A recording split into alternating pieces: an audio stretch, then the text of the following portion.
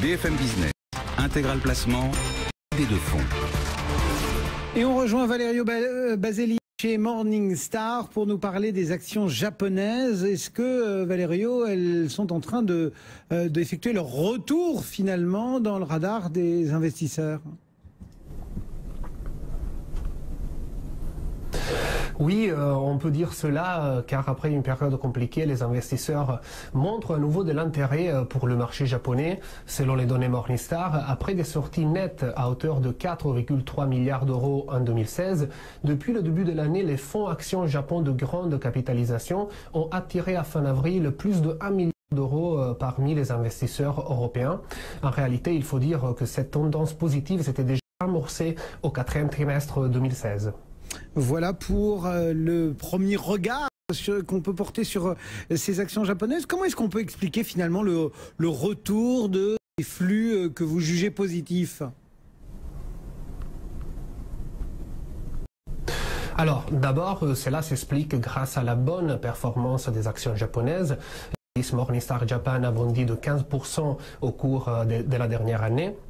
Ensuite, il ne faut pas oublier les dernières données macroéconomiques positives qui montrent que la stratégie des Abenomics semble finalement donner des résultats. Entre janvier et mars 2017 et pour le 5e trimestre consécutif, le Japon a aligné une croissance continue de son PIB, ce qui n'était pas arrivé depuis 2006. Avec une hausse de 0,5% par rapport au précédent trimestre, la troisième puissance économique mondiale semble finalement s'offrir un rebond durable. Enfin, il faut dire aussi qu'un grand nombre d'investisseurs a vu dans le marché japonais un environnement beaucoup moins incertain que l'Europe post-Brexit ou les États-Unis post-Donald Trump. Quelques idées de fonds pour accompagner cette idée ?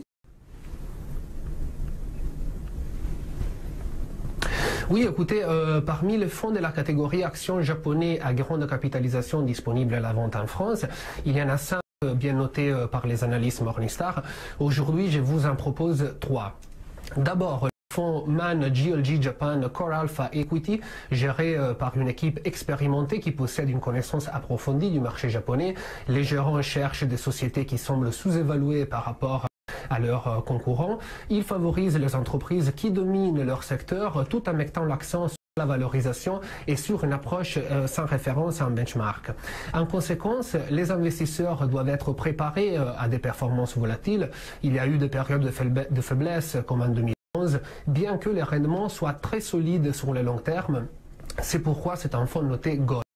Ensuite, le fonds Uniglobal Equities Japan donne l'une des principales forces et son approche rigoureuse dans laquelle la gestion des risques est centrale.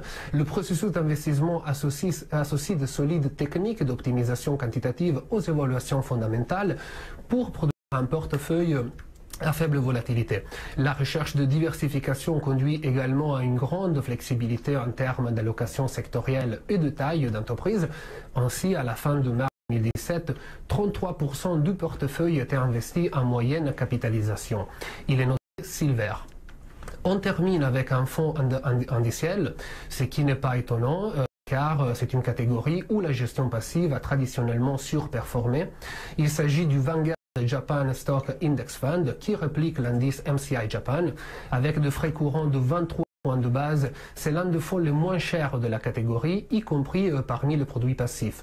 Ce qui l'a aidé à surperformer ses concurrents sur les 5 dernières années. Il est noté Silver aussi. Valerio Baseli depuis Morningstar, merci beaucoup Valérie.